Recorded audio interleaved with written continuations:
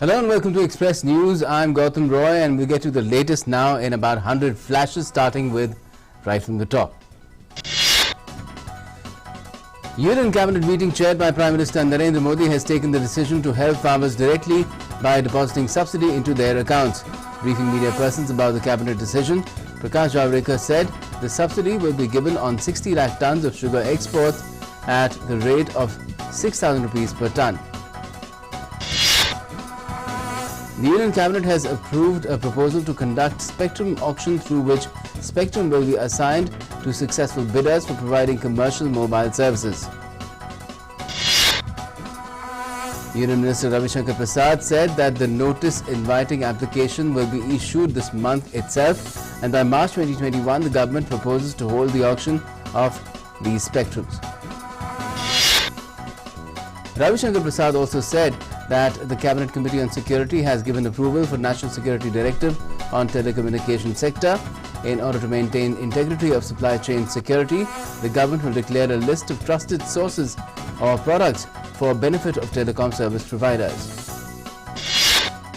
Prime Minister Modi has paid tributes at National War Memorial today in the morning on the anniversary of the 1971 India-Pakistan War. Vijay Diwas is celebrated every year on the 16th of December as a mark of victory over Pakistan in the 1971 war that also led to the creation of Bangladesh.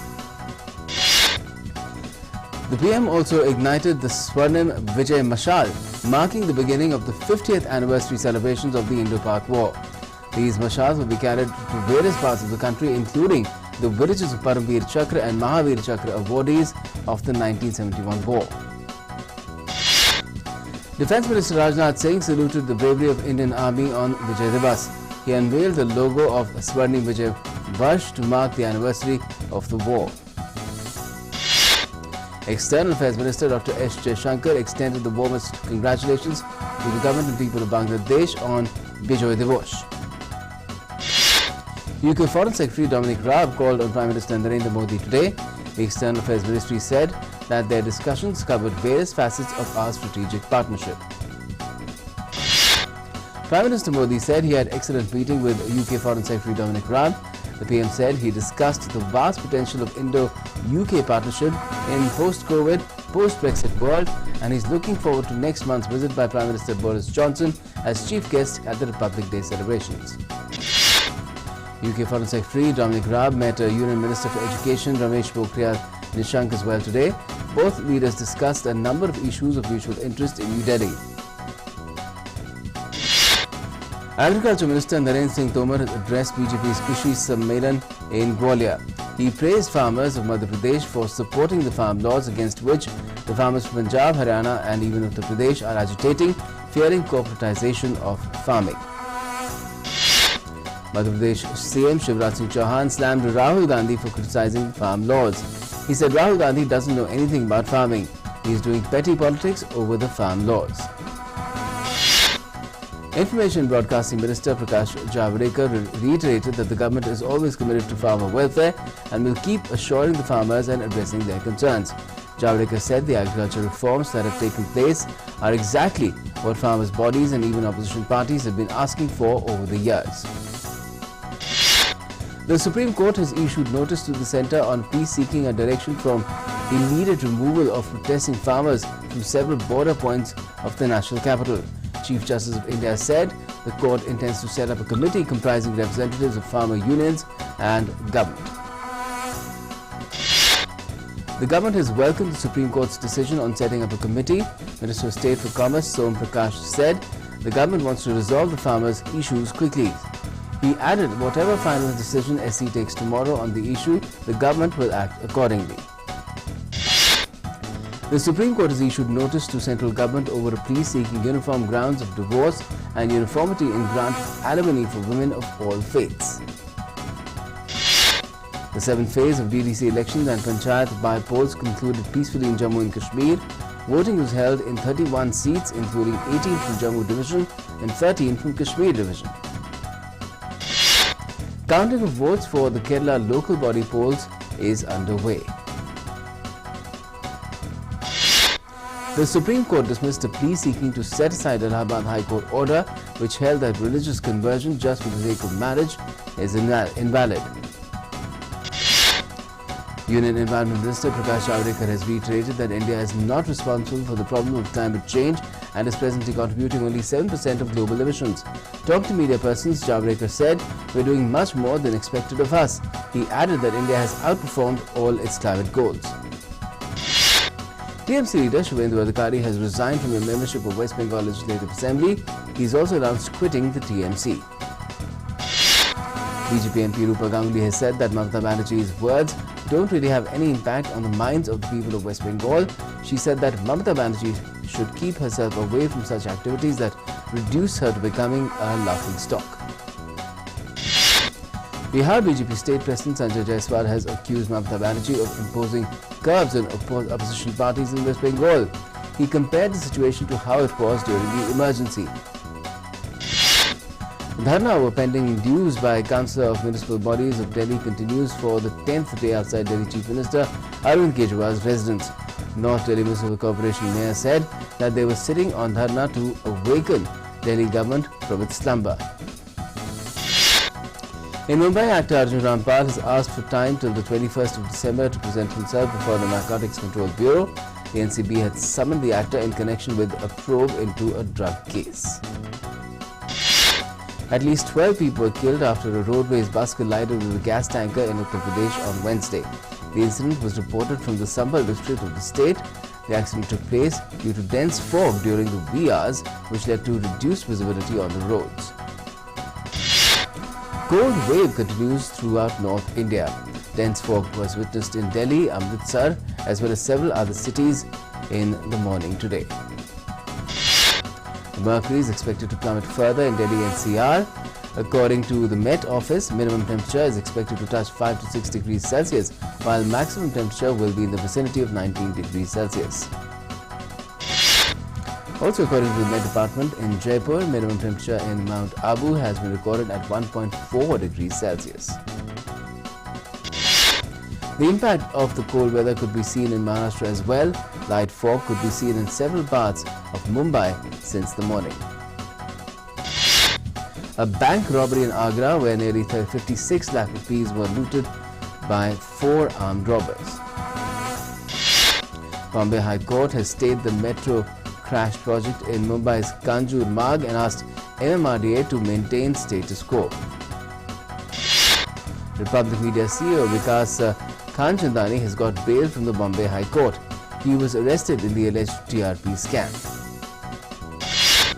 Union Minister Mukhtar Abbas Naqvi slammed opposition parties and said that the opposition is spreading fear and lies as well as confusion among farmers. The Supreme Court dismissed a plea seeking to set aside Allahabad High Court order which held that religious conversion just for the sake of marriage is invalid. The government has said that protocols for management of any adverse reaction due to the coronavirus vaccine has been established. The national COVID-19 recovery rate has improved further to 95.21% in the past 24 hours. With 33,813 new discharges, the total discharged cases has reached the count of 94,56,449. The ongoing trend of contraction of India's total active cases continues. The active case load of the country stands at 3,32,002 and the share of active cases in the total positive cases have further shrunk to 3.34%. With 26,382 new COVID-19 cases within the last 24 hours, India's total cases have gone up to 99,32,548. The new cases per million population in India in the last 7 days is one of the lowest in the world. Kerala has reported the maximum number of single-day recoveries with 5,066 newly recovered cases. 4,395 people recovered in Maharashtra in the last 24 hours, followed by 2,965 in West Bengal. Kerala continues to report the highest daily new cases at 5,218 as well. It's followed by Maharashtra and West Bengal with 3,442 and 2,289 new cases respectively. 10 states and union territories account for 75.19% of the new deaths. Maharashtra saw the maximum casualties at 70. West Bengal and Delhi followed closely with 45 and 41 daily deaths respectively. Daily deaths in India are on a sustainable decline as well. Less than 500 daily deaths have been registered for the last 11 days. In Bihar, free COVID vaccination will be given to the people of the state. This decision was taken at a cabinet meeting chaired by Chief Minister Nitish Kumar today. US President-elect Joe Biden has chosen Pete Buttigieg to lead the US Transportation Department. Former mayor of South Bend, Indiana, Buttigieg will be the first LGBTQ person nominated to Biden's administration and, if confirmed, the first LGBTQ cabinet secretary to be approved by the US Senate. Biden is expected to pick up former Michigan Governor Jennifer Granholm as Secretary of Energy in his administration as well. Granholm was Michigan's first female governor, serving 2 terms in the battleground state, and has earlier worked with Biden. Joe Biden campaigns for Georgia 2 Democratic Senate candidates. Biden thanked Georgia for helping him win the presidency and called on Georgians to turn out in record numbers for John Ossoff and Raphael Warnock. Georgia will again go to polls for the 2 seats of the US Senate on the 5th of January, which is called a runoff election. This happens when no candidate meets a certain threshold of votes to be declared the winner. White House Press Secretary Kayleigh McEnany has condemned the desecration of Mahatma Gandhi's statue outside the Indian Embassy in Washington, D.C. and said his reputation should be respected, especially in the US Capitol. Responding to a question about the incident during a press conference, White House Press Secretary said that it's terrible and no statue or memorial should be desecrated, and certainly not one like that of Gandhi, who really fought for the values that America represents for peace, justice and freedom. Excuse me. Now, Cuba rejected a report from the National Academies of Sciences of the United States linking high-powered microwaves to a series of health incidents suffered by its diplomats in Havana. Cuba rejected the accusations from the beginning and described them as slander by the government of Donald Trump, who accused Havana that US diplomats were attacked by some secret weapon. A massive earthquake of magnitude 6.3 rocked Philippines' Mindanao. The epicenter of the quake measured at the depth of 26.9 kilometers. No loss of life or property has been reported so far. French pharma firm Valneva will start first clinical trials of its COVID-19 vaccine candidate at 4 sites in England. The UK has ordered 60 million doses of Valneva's vaccine candidate to be delivered in 2021. Partygoers took to streets to dance before London moved to England's highest tier of COVID-19 restrictions. Tier 3 restrictions were also imposed in popular Soho district. The US continues to remain the worst hit country by COVID-19, recording over 1.71 lakh cases of coronavirus, with the death toll surging past the 3,10,000 mark. The Washington National Cathedral tolled its bells 300 times in memory of the over 3 lakh Americans who died of COVID-19. The bells rang continuously for 30 minutes. Scores of Brazilians defied COVID-19 fears and thronged markets in preparation for Christmas amid an upsurge of nearly 69,74,000 coronavirus cases in Brazil. France has replaced its second national lockdown with night curfew ahead of the holiday season. Night restrictions from 8 p.m. to 6 a.m. while people will no longer be required to get an official permission for leaving their homes during the day. Germany will go under hard lockdown over Christmas period after a number of infections hit record levels. New lockdown has been imposed till the 10th of January, with schools and non-essential shops to be closed across the country. Moderna's COVID-19 vaccine appears to be set for regulatory authorization. Regulators said Moderna's vaccine is safe and 94% effective, clearing the way for US emergency authorization. The United States has extended its rollout for the first authorized COVID-19 vaccine, inoculating healthcare workers as part of its massive campaign. Distribution of the vaccine, developed by Pfizer and German partner BioNTech, began on Monday, 3 days after it won US emergency use authorization.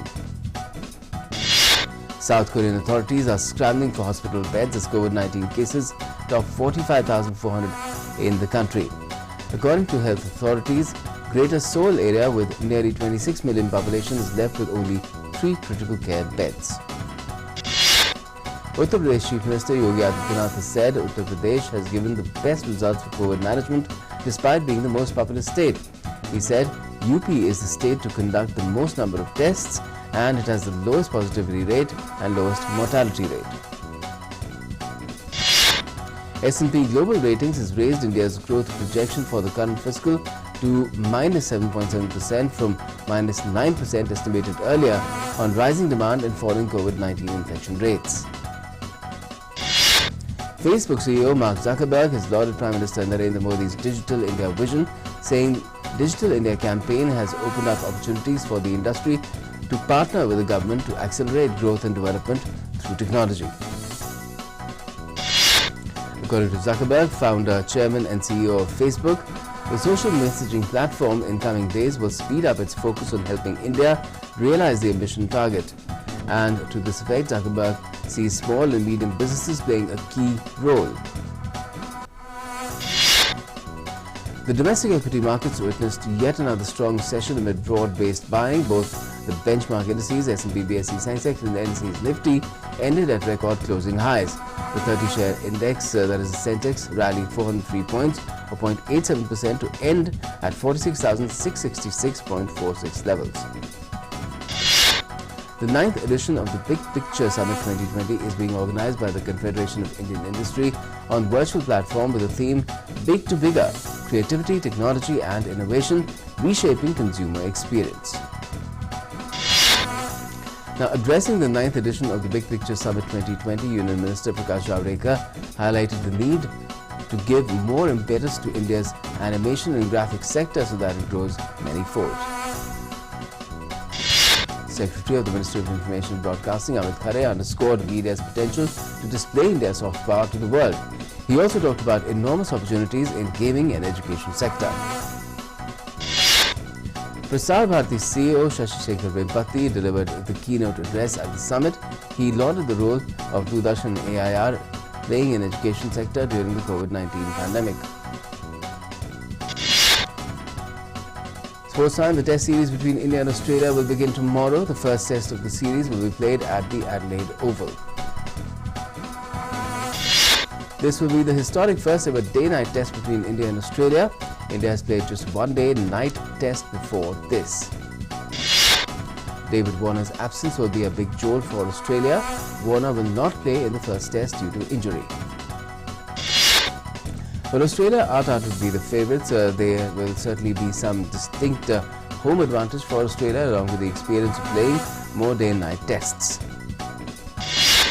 India has announced the playing 11 for the first test. Mayank Agarwal and Prithvi Shaw will be opening for the country.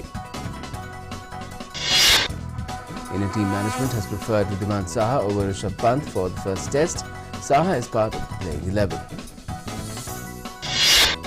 Australian captain Tim Paine expects former captain Steve Smith to be fit for the first test against India despite the sore back that prevented him from training on Tuesday. Indian woman wrestler Anshu has reached the final of 57 kg category in 2020 Individual World Cup being held in Belgrade. Union Sports Minister Kiran Rijiju along with External Affairs Minister Dr. S. Shankar laid the foundation stone of 6 world-class squash courts at the Major Dhyan Chand National Stadium.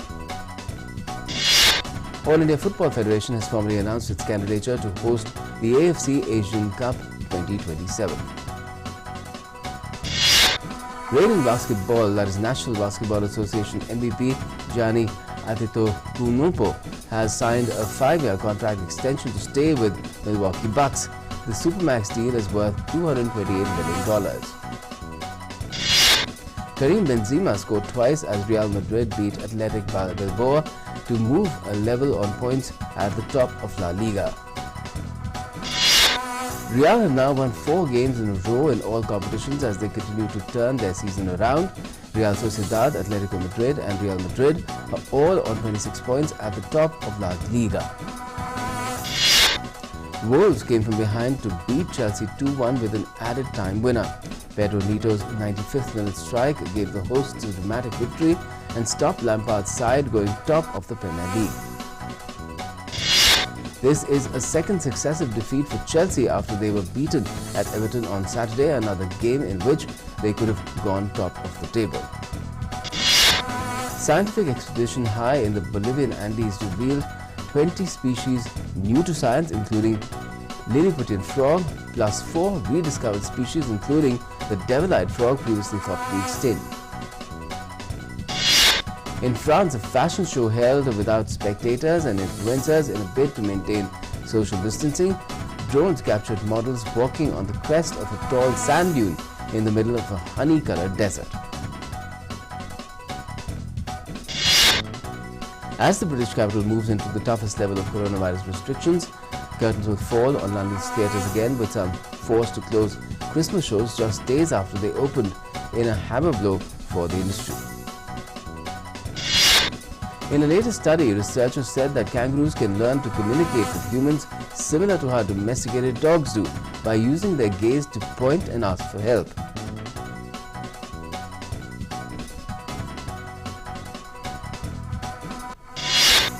An artwork of baby Jesus in Italy showcases him emerging from the water surrounded by a floating Joseph and Mary under the sunrise near the island of Burano in the northern lagoon of Venice. A mask shop in Tokyo has come up with a new take on the theme of facial camouflage, a hyper-realistic mask that models a stranger's features in 3 dimensions.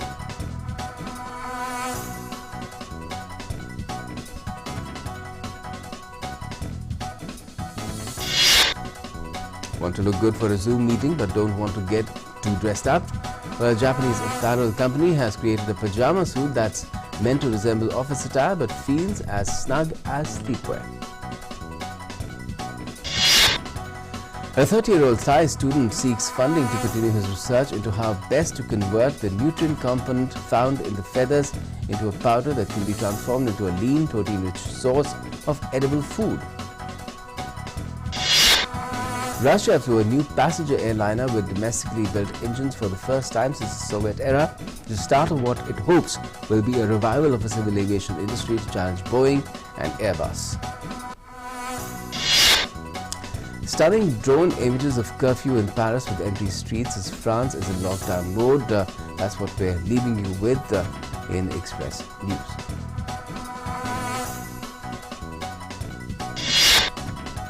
And that's it for the moment, but the latest will continue right here on DD India. Do stay tuned.